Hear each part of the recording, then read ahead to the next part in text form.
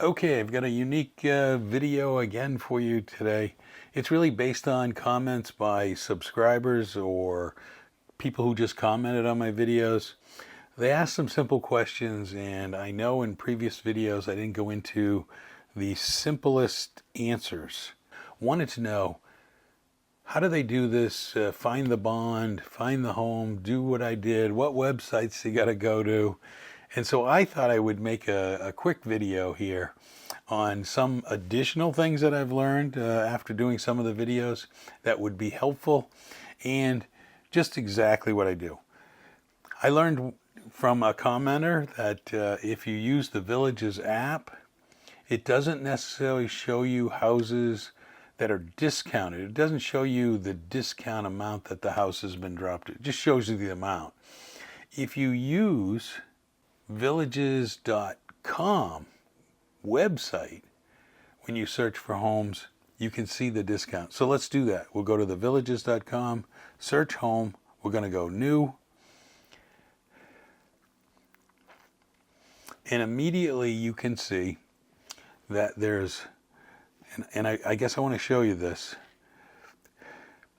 There is this first housing, and they like to list them by open houses, so you can go right there and take a look.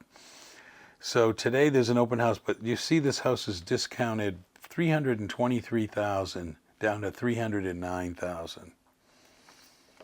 And I also want to point out the Villages number, the 76V020. Going to be important when you go to some other websites and try to look that up.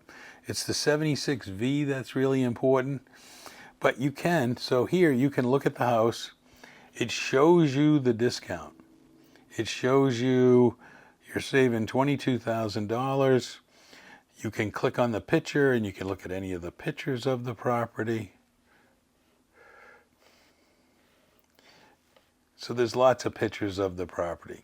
You get that. You can see where the home's located. You hit the map and you can see exactly where that home is located in the bigger picture.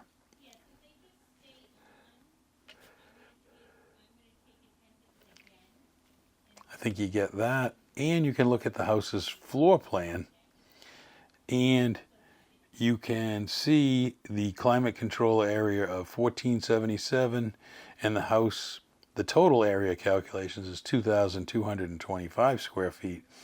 But the climate control area is the important one, in which your air conditioning is. But you can look at what the house looks like and the layout. Very helpful. So that's how you look at the houses. And again, you can use this and sort the houses any way you want. There are filters, and you can, and when you search homes, you could pick just all pre-owned.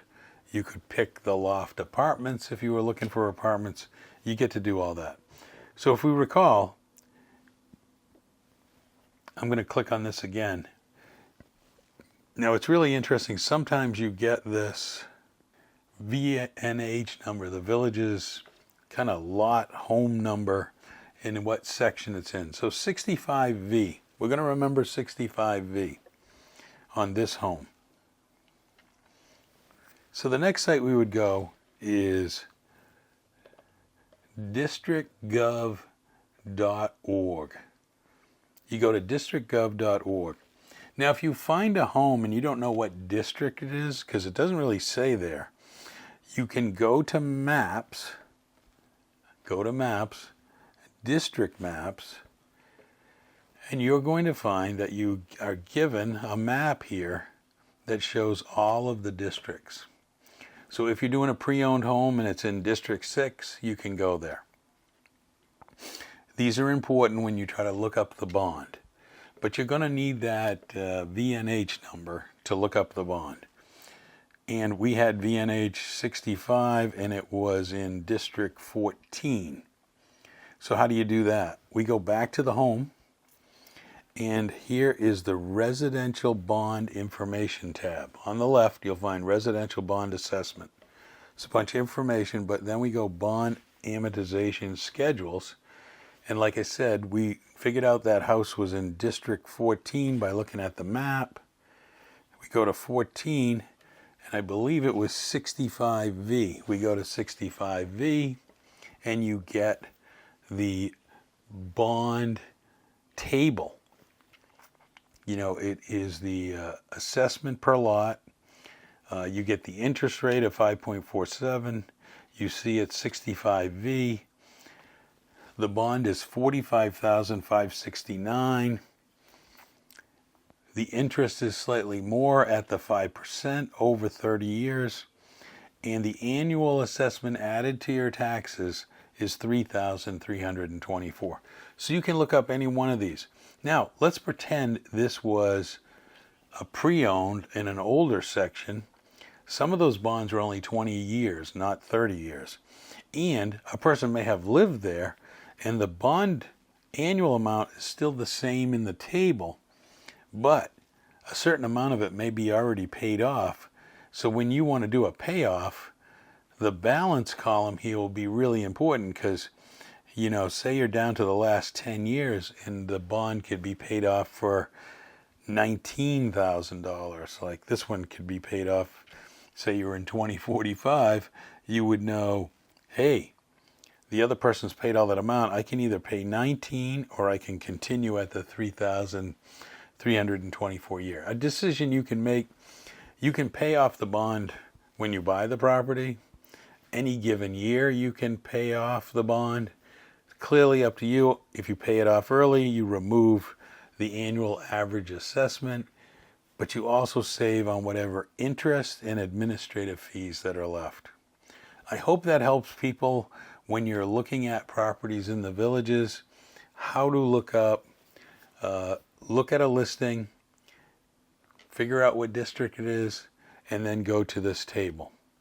Now what I want to do is kind of go to kind of like Zillow. It's not the villages. And so we want to look at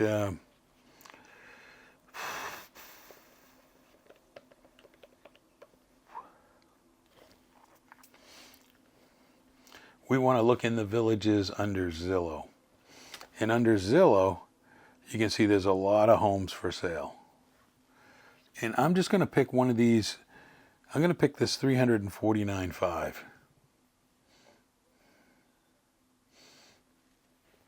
So here's a home. And what I want you to notice, this was built in 2006. You could look up by the address. You could do a map search, figure out what district it is in. So you would know that. But the thing that's very hard to find and not always included is the bond amount. Now you could call the realtor who has this and ask them what is the bond amount left and how many years to get that information. But it's not clear in the value of the home, in the price of the home for $349,500, how much of the bond is left and what is the annual assessment that you would have to pay and when does it end. Those are a couple of things you would want to get that information, but most likely you're going to have to contact the agent to get that information. So a little bit, I wish these listings had what the bond amount is. If you know someplace that they put this information, but most leave it off. They're treating it as part of the taxes, since it's part of the taxes. And let me explain that too. This annual assessment for the bond, which is called the CCD for your district, there's also, beside your property taxes, another charge annually for the upkeep of the district. And people get confused. So there is a fee. Right now it's been less than $1,000, $600, $700. And it kind of covers some of the other, there's a fire department and there's a district fee. Small, but it's added to it along with this. But the bond is usually the bigger number. So I just wanted to highlight that. That's one of the problems with an MLS listing, is they don't necessarily list it. It's not one of the criteria. and an agent probably likes it that you have to contact them. You would have to find that information. This is where pre-owns get a little bit more difficult without knowing that bond code, the NHV code number that goes with whatever district and property.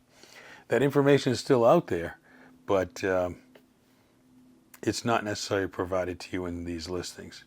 Now, some will advertise no bond because it's in their benefit as an owner to let everybody know you don't have to worry about a bond if you buy my property. That's a good thing.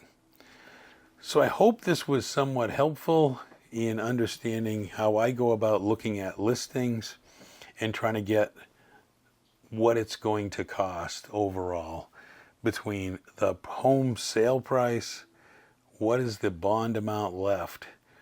I think those two things are really important. Hope you like this video. Like and subscribe. Thanks for watching.